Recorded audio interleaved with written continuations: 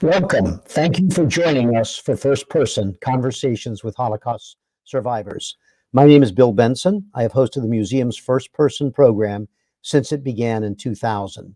Thank you for joining us today. Through these monthly conversations, we bring you firsthand accounts of survival of the Holocaust.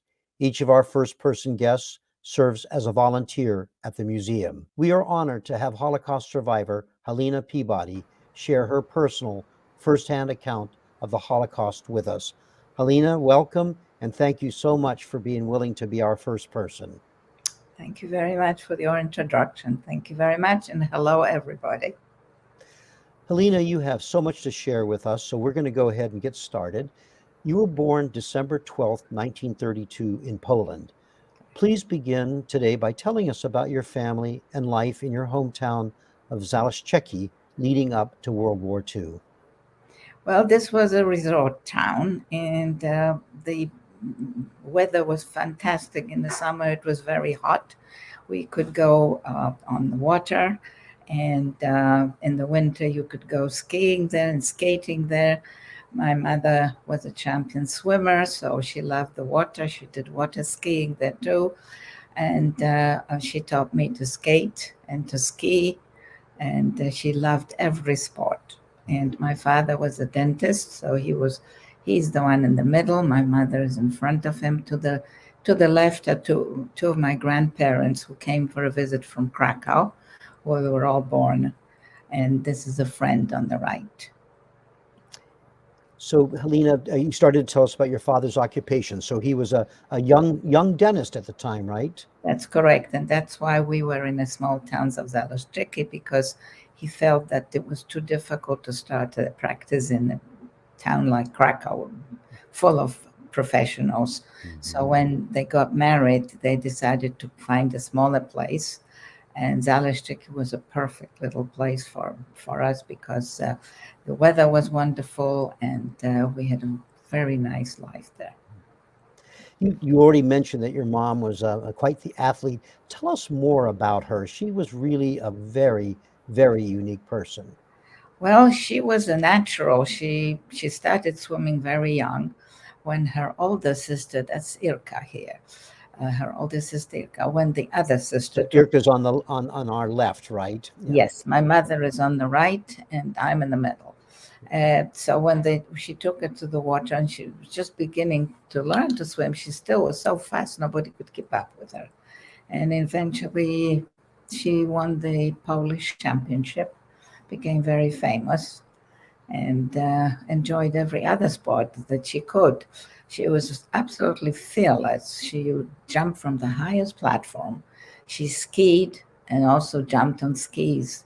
She skated, and as I said, I was skating at 5 because she taught me. And I had bicycles and tricycles and dolls, and my Shirley Temple doll, which I have it still. Not the real one, but somebody bought me one just as a memory. So the life was very, very good.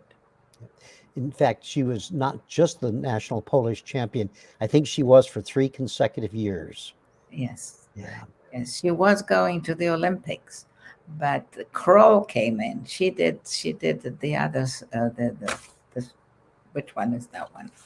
The breaststroke, yeah. The breaststroke, yes. Yeah. And when the Kroll came in, apparently that did not make her the fastest anymore, so she did not make the Olympics. Oh. That's what she told them. Tell us a little bit more about Zaleszczyki. You said it was a resort town, and it was, I believe, right on the river Dniester. Is that correct? Dniester, yes. It was Dniester was the natural frontier between Poland and Romania. And when you went on the boat, you could go only halfway because it had boys in the middle, but there was a very friendly frontier, and you could walk over, get a daily pass to go. Though, we used to go over for grapes and other fruit, although we had them in the garden. You could grow all these things in a garden because the weather was so fantastic. So yeah. we could go anytime, and as I said, it was very, very friendly. And you described that you had 2 beaches in Zaleszczyki, and I like the name of the beaches, and here you are at the beach. Yes, sunny and shady. That's the name of the beaches, right? Yep. One was sunny, one was shady, yes. So And we what was it like for you to grow up in a resort town? I mean, that sounds remarkable. Well, this was it was a wonderful life, as long as it was peaceful. Right. Right. And then my mother explained to me that, well, she had a big tummy, but I was going to have a brother or a sister. Never told me it was a stork coming, not stork coming. No, she just told me the truth. My mother always told me the truth. And she went back to Krakow uh, to give birth because she wanted to be near her mother. So I was left with my father and waited for my mother to come back with my baby sister. And this is Eva, who I think was born in June of 1939, just really 2 months before the war began. That's Um, good. we have another photograph here. Tell us about this before we begin to talk about the war years. Photograph of yeah. That again is the before the war. That's my father, the first one. There's a friend of ours, and my mother is in the middle, and then my grandfather, and then there's another lady friend, and then my grandmother, and a friend again. And they were. This was still before the war. They were just on the road, just on the river to enjoy the weather and the views there. Yeah, it's a lovely photograph. Yeah. Alina, in September 1939, Nazi Germany invaded Poland from the west, while the Soviet Union invaded from the east, occupying your town. Your father fled across the Dniester River into Romania. Tell us why your father went across to Romania at that time. My father and many other people grabbed whatever they could. The gate was open, and when they heard that they were going to be overtaken by the Russians, they rushed over. My father, because he was afraid of being conscripted into the Russian army, which was what they did in the First World War, and that's like 20 years hard labor, and you couldn't get out. So he ran away by himself because he felt that he was the one in danger, and he didn't think women and children are in danger. But after a while, the Russians came in. They demanded the gold and the silver, and they pilfered, and they took some people and arrested them for whatever they felt needed to be. And my father and some other people that rushed and over so quickly decided maybe the things are now settled. And, maybe they could just slip by quietly over and just go back to their families. Mhm. The river was frozen over, so they tried to cross back over the frozen river. And what happened was that the Russians had sealed the border by then, and they caught them all, including my father, and they arrested them all. And in my father's case, they said that he was a spy because he went and he came back, and they on the trial they gave him 20 years hard labor and sent him off to Russia. And for 1 year, we didn't hear anything. So they sent him to Siberia, right? For To Siberia for hard labor. a That's 20-year sentence. And was there any fear that you and your mother or sister could also be sent away? Indeed, there was. We were ready. My mother was all packed. We were supposed to be taken to Russia as well, to Siberia, but they didn't pick us up. Nobody knew why. But they threw us out of a house to a small town, just out of the, I don't know, not too far from a little town called Twister, and that we were told to live in a sort of home for different other people that they throw out, and that's where we were supposed to be.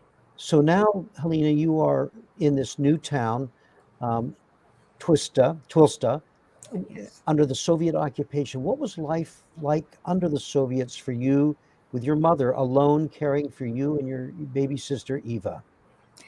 I frankly don't know how she managed. I do know that I was put in school, but instead of going to kindergarten, as I was supposed to go, they dropped everybody one class. So I was pre-kindergarten.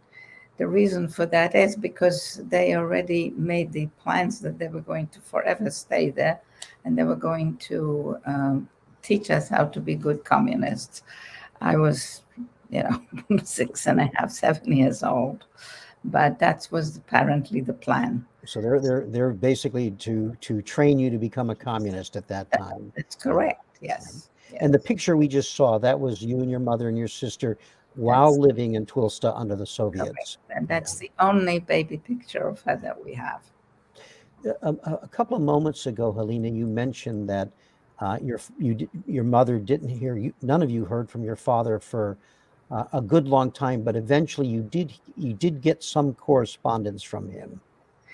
After a year, apparently that he had been in the prison for that year, then he was out working the hard labor part. And so he contacted us, and he told us where he was, and he was in Arkhangelsk in Russia, and he was working there, and he just wanted to know if everybody was how we were doing, and had a little bit of contact with us. So my mother did send him a pillow, I remember, and just a couple of times the exchange of letters. Helena, you were 8 years old when Germany attacked the Soviet Union and occupied the rest of Poland, including where you were living. Conditions, of course, turned dramatically worse for Jews, including for your family. Tell us what happened once the Germans took control of where you were living in Poland.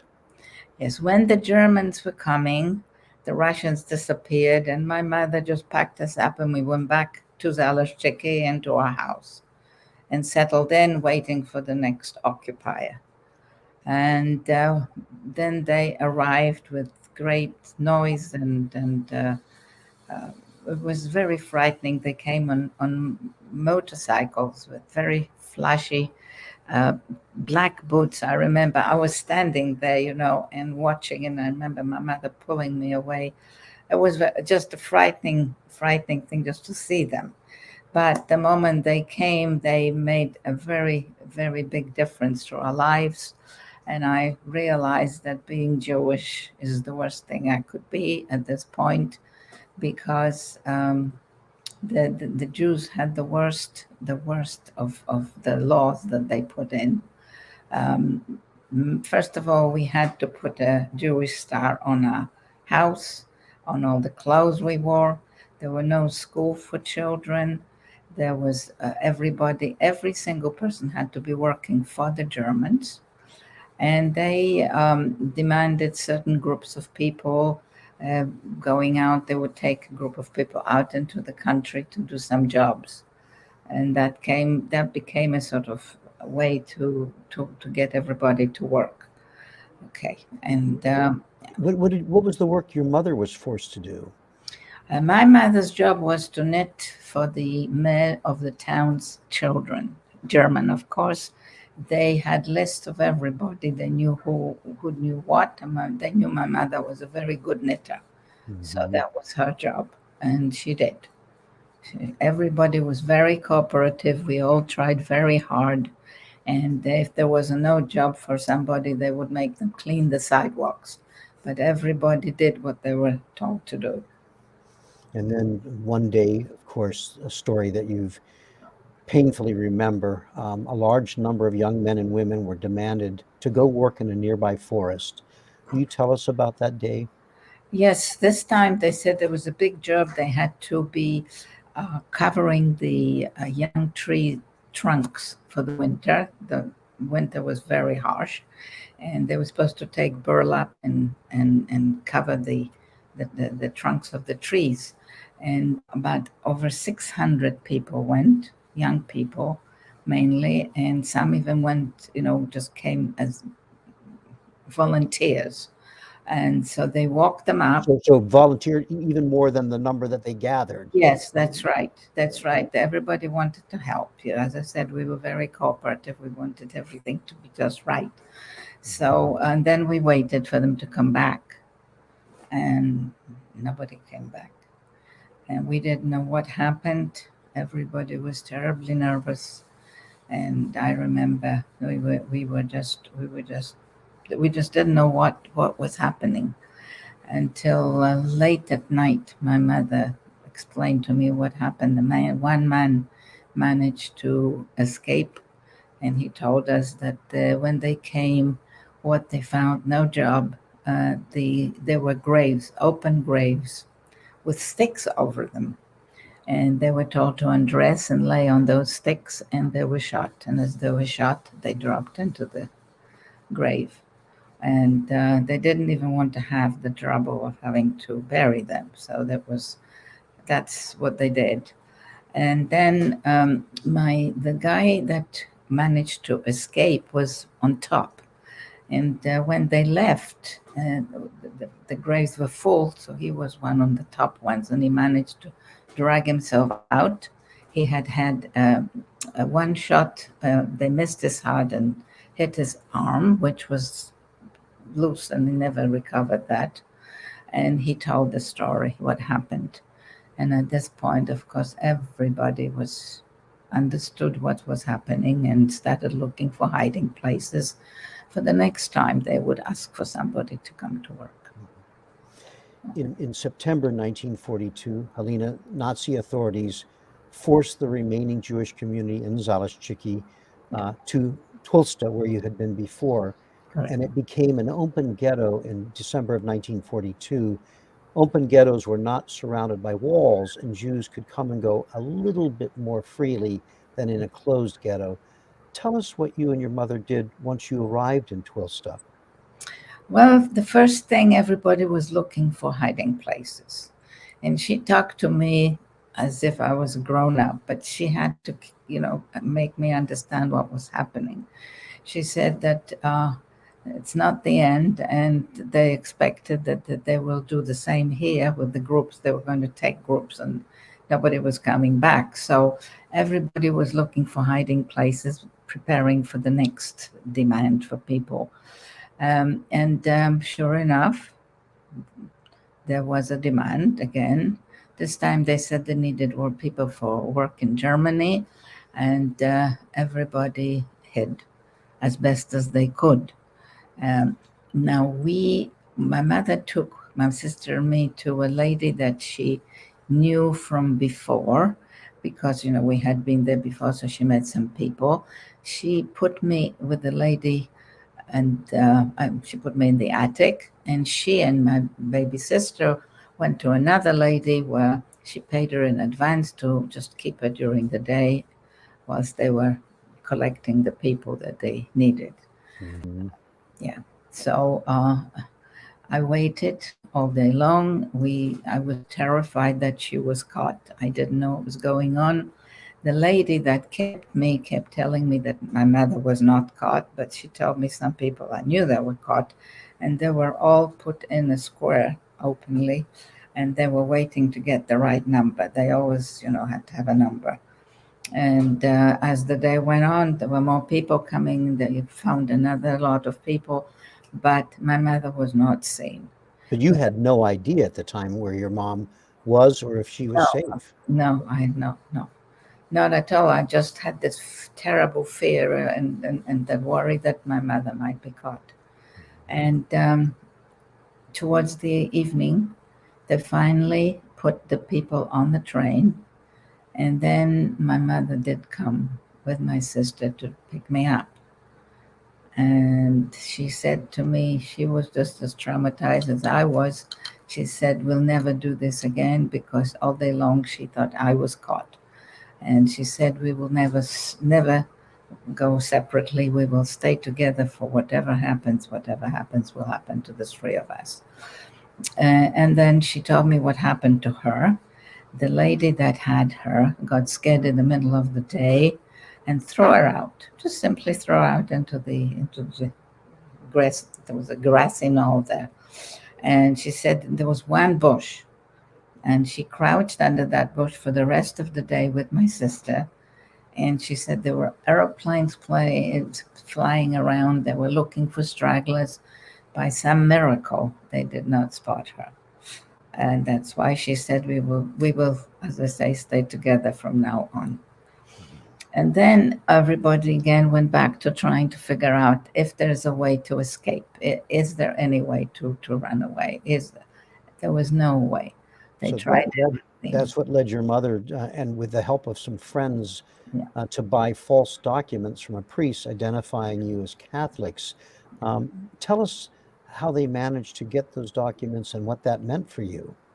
Well, first of all, they said that, look, and that they were all such good friends. Uh, they helped my mother with so many things, but they said, look, you're three females. You know, you can't be checked if you're Jewish. You know that men can be checked, women cannot. And you don't look Jewish, you don't speak Yiddish, you're blonde, green-eyed like me. Perhaps we'll have a chance of passing as non-Jewish, and perhaps we could help you get the papers, you know, as somebody else. And they took my mother to a priest, and he just issued new identity cards for everybody. Which is what we see here, right? Yes, I gave them to the museum. Yes. Yeah. So Then- that's actually your identification paper. That's my birth certificate.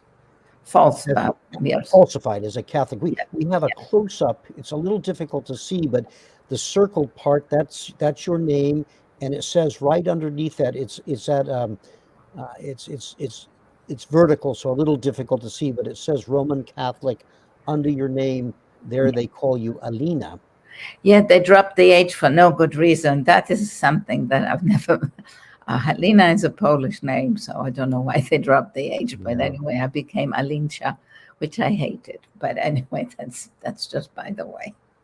Yes. And Helena, it's one thing to get, as difficult as it was to get the papers saying that you are now somebody else, you're now a Catholic, but there's a lot more to trying to pass as a Catholic than that. What did that mean for you? How did you manage to learn what you had to learn? My job was to learn my new name, my new grandparents, my new birthplace, and my mother just sat me down and taught me that there was, there was no other way. And I learned. And she said, that's what your identity is right now. And I understood very well what I have to do. I very much wanted to live, and I knew that if they catch us, then, we have no choice. And we knew the children did not survive at all. So I knew what my job was to be, and I became my mother's partner. When And we think about that, you were just 10 years of age doing that. 10 in those days, you grew up very fast. Mm-hmm, mm-hmm. And then she told me that we were going to try and go to a town of Yaroslavl, which was apparently a Juden-free, they called it, no Jews. They apparently took all the Jews out there. There are no Jews there. So that's where we were going, and to try and pass. Our friends took us to the railway station, and they said goodbye. And none of them, by the way, survived for very long, but they were the friends. And we said goodbye. We had some suitcase and some other luggage, and my mother just carried my sister and me by the hand. We settled down in a carriage, and we knew that this was going to take 2 days and 2 nights to travel to Yaroslavl. There were olden times it took much longer, and we settled in, and we had to change in the middle somewhere, but in the meantime we just sat in and settled in and started going. And sometime, I don't know, I didn't pay much attention. Suddenly my mother quietly said to me, this man that's talking to me, here. He is a Volksdeutsch. He is a partially German. They had some, special advantages being partially German. And you referred to as Volksdeutsch, so basically German folk. And yes, Yeah. and he apparently pushed her very, very hard. He suspected that we were not who we said we were, and my mother said she just had to, she just gave in. She said, and yes, I admitted that we were Jewish.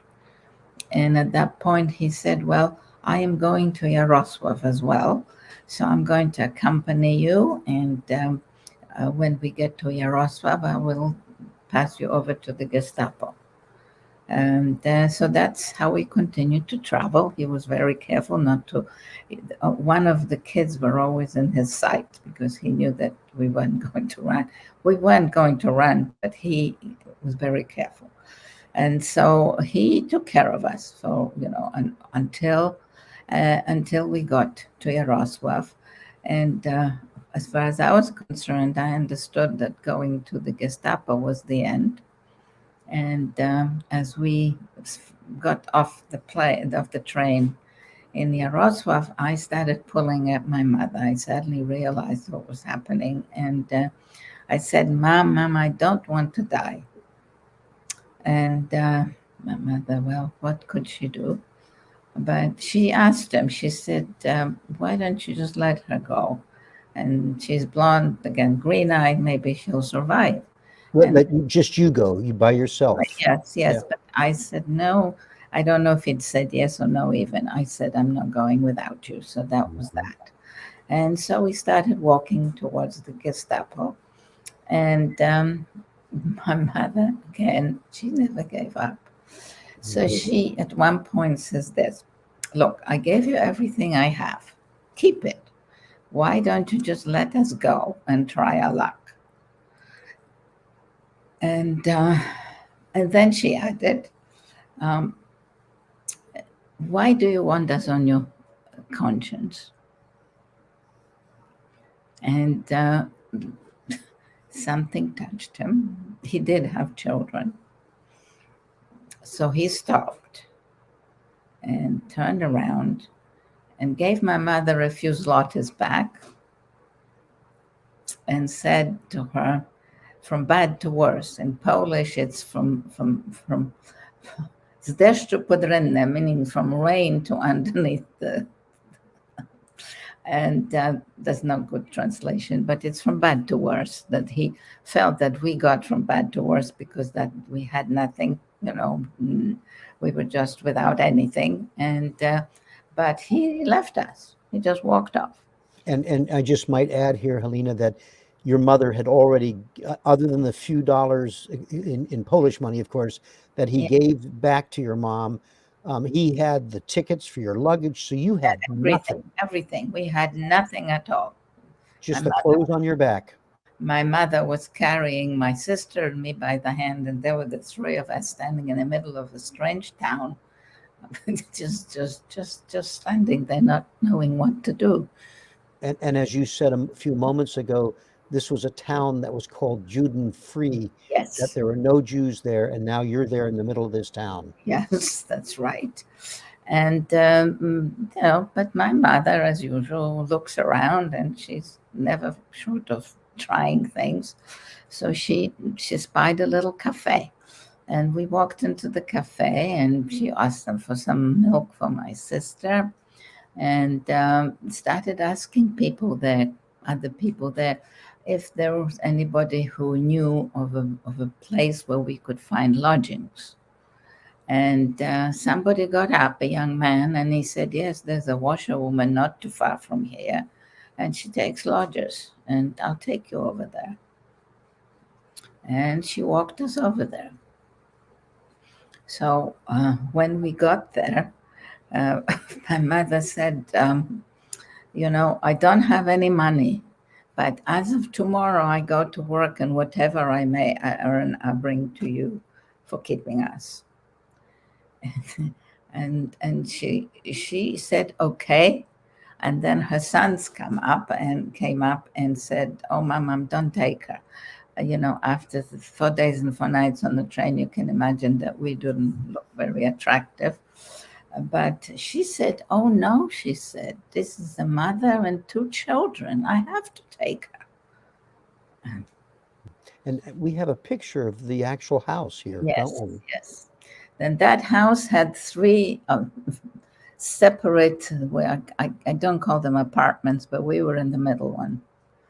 And she took us. She gave us a bed, and it was lovely. I slept at the feet, and it was warm.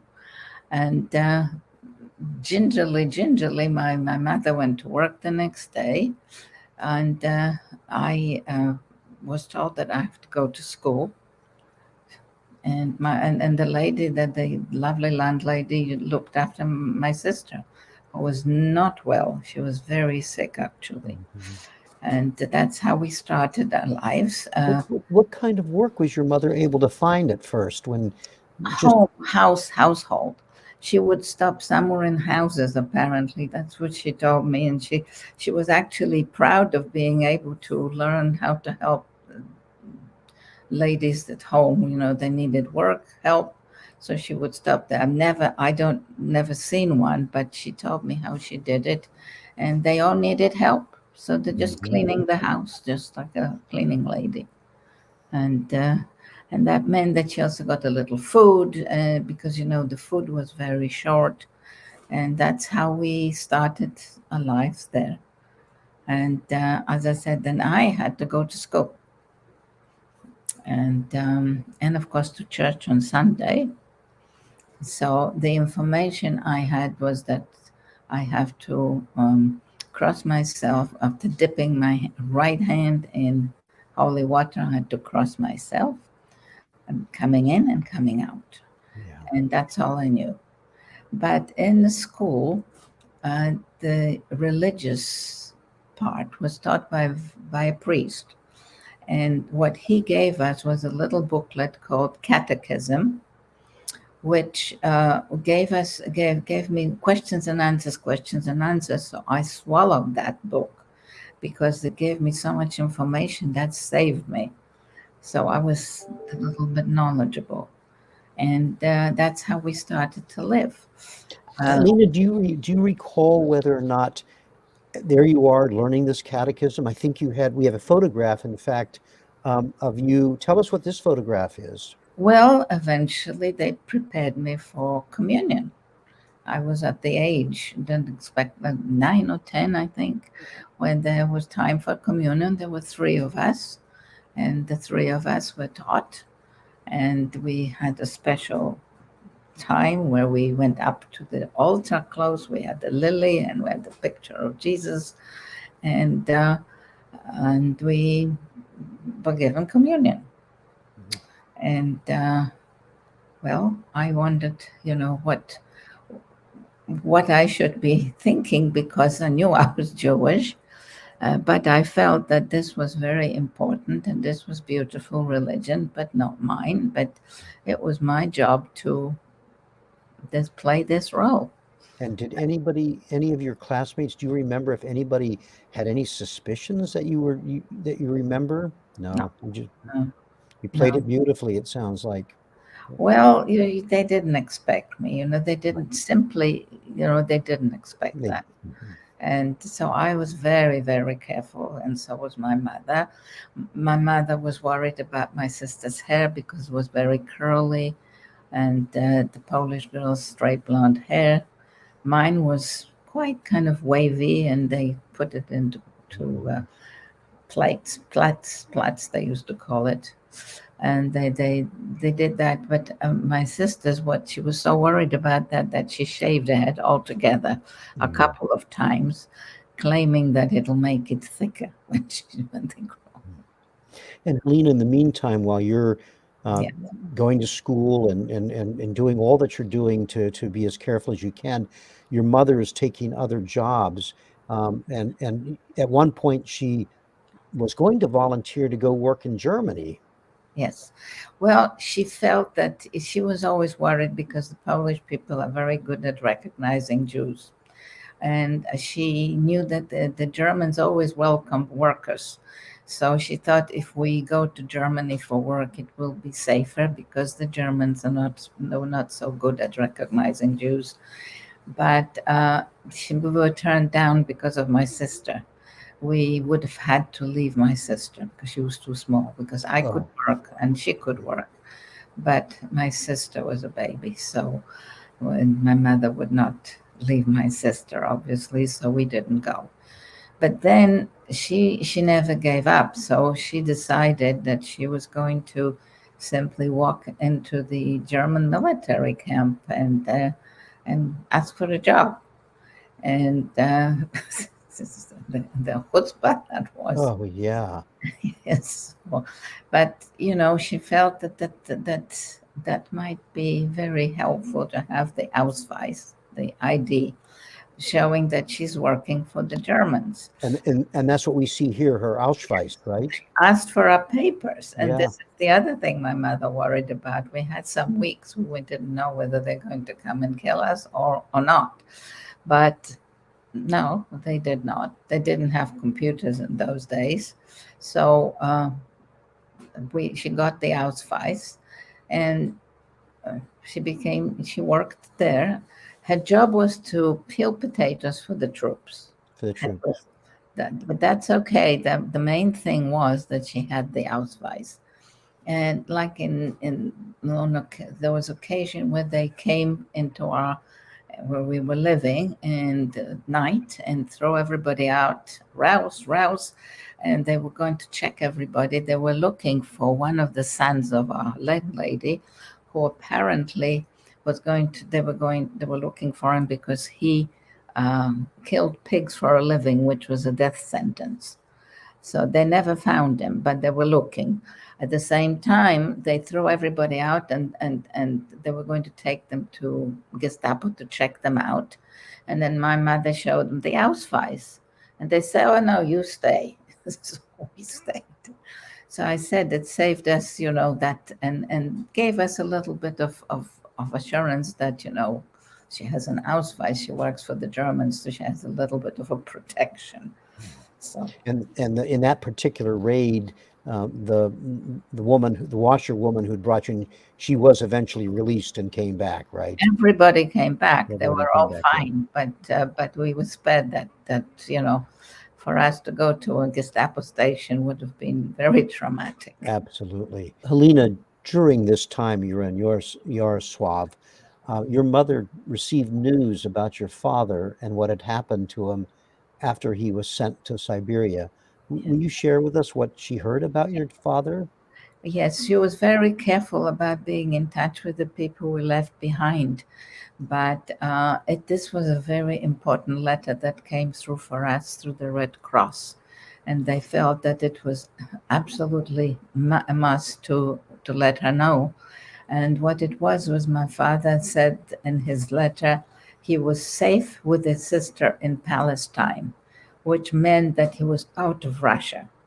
And that meant that he was free. Mm-hmm. But unfortunately, it was lovely news for us, but we couldn't. You couldn't do anything about it.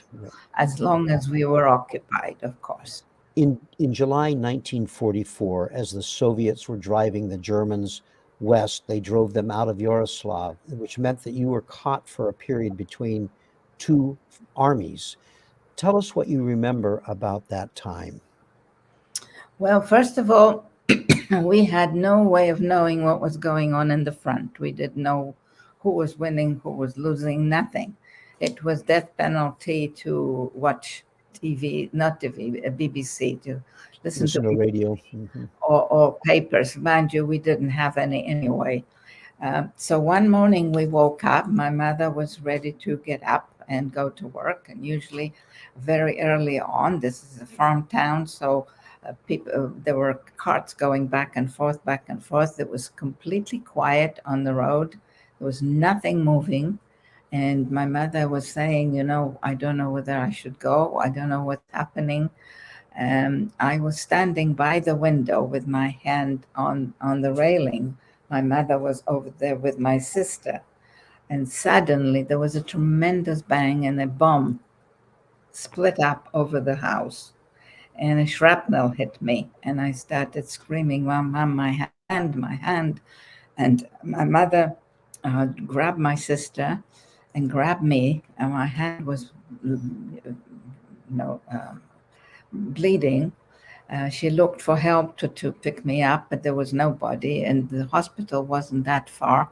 We had to walk, and there was absolute silence on the street, nothing.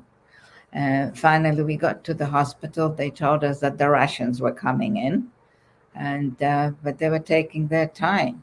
So right at that moment, so there was nothing. It was just quiet, and they immediately, um, unfortunately, had to cut off my left finger because it was on the skin.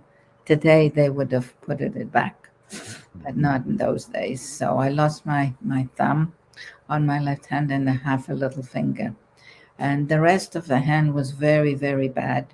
And they had to put it on a railing so that it wouldn't, when you lose the finger, so it goes like that. So you had to keep your hand up. So I was on a rail for 2 months in the hospital. The nuns were the nurses, the wonderful nurses, and they were very worried about it getting infected. If they had, they said, if the hand gets infected, that means that they would have to amputate my hand. So that was very, very scary. In the meantime, my mother, after spending the night with us at the hospital the first night, she went back to where we were living, and she found out that the roof over the kitchen fell down on the lady that was keeping us and killed her. And the whole place was in shambles. There was nothing left, that she couldn't live there. But there was a neighbor, the house where we were in the middle. The neighbor on one side, took her in with my sister, and so she stayed there as long as I was in the hospital. And in the meantime, there was a lot of shooting going on. I remember that at night, the people used to get up and go out in order not to be in the building, in the hospital, so in case there was a bomb falling. But nothing happened, and I slept. I sleep very well. So. But you remained in that hospital for 2 months. Correct. Yes. How did your mom manage to be able to feed herself and your little sister during that time? She started knitting for money, and also to look for my father, because, as I said, we knew that he was in Palestine. So she started knitting for that and for keeping us, and she would come and tell me about all this, and eventually she managed to contact him. And the lady who kept us was very, very nice, and she kept as long as we were there. She was going to keep us. I stayed in the hospital. My mother was with her. With your sister? Yes, with my sister. Helena, your mother, of course, was very determined to get you and your sister out of Poland. And she, as you said, she was able to locate your father in Palestine. I might share that after his deportation, after his sentence to Siberia, he was able to join the Polish armed forces that were operating in exile there. They called it Anders Army, is what it was known as, and it eventually came under British command. And because of that, this allowed your family to immigrate to England. Tell us about going to England and what it was like for you to adjust to this new life after the Holocaust. And here you are, I believe, in England. That's correct. That's correct. Yes, it wasn't easy, but we were free. I was still petrified of the police, but we were in near Liverpool in a camp. It was actually a soldiers' camp they used because they needed barracks for us all. They were very nice and kind. As I said, they tried to teach us English. They tried to they did all sorts of helpful things. They gave us the rations. We could get some clothes, and altogether they were preparing us for settling in England, not knowing where we would choose. But my father and mother decided to go to London. Most of us did go to London, and you bought a house there on the Never Never, as my mother used to call it. We were never on credit in Europe in those days, but my mother's always called the credit Never Never. And you bought a house and you lived on one level, and the other two levels you rented out to, to get the money to pay for the mortgage. That's how it went. And the first thing, of course, schools. I wanted to go to the Polish school because there was a Polish school in London, but my mother said, no, you have to learn English now. You've got to go to an English school. So I did. Helena, we have so little time left, but I do have one more question for you. Yes. In the face of rising global anti-Semitism, please tell us why you continue to share your firsthand account of what you experienced during the Holocaust. Well, as you heard a couple of comments already, it is very important to share a first witness like that, because there is a lot of talk about this hadn't happened. It was we made it up. I lived through it. I'm a witness, and I have to honor my mother and the 6 million that lost their lives. The 6 million included 1.5 million children. Mm-hmm. And when I think that, I just want to cry. So it's so important for me to let you know what happened. And so, if somebody tells you it didn't happen, you can always send them to me. I will confirm that it has. And I think that there are good people, lots of good people who I think can help me. And once they know the truth, just to spread it so we can get on with our lives and not try to say that it didn't happen. Just accept it and try to do better. That's what I would like to say. Helena, you say that so eloquently. We are profoundly grateful that you still are willing to do this, to share what you went through, to help educate and inform those who don't have this knowledge that you have. Thank you. And of course, you have made us all deeply, deeply aware of what a wonderful, remarkable woman your mother was, and that you've carried her legacy forward. So thank you for being our first person today, Helena, so very much. Thank you very much for having me, and thank you for coming. And I hope that it helps in your futures as well. And then you can carry this message to others, please. It's very, very important for our children's future.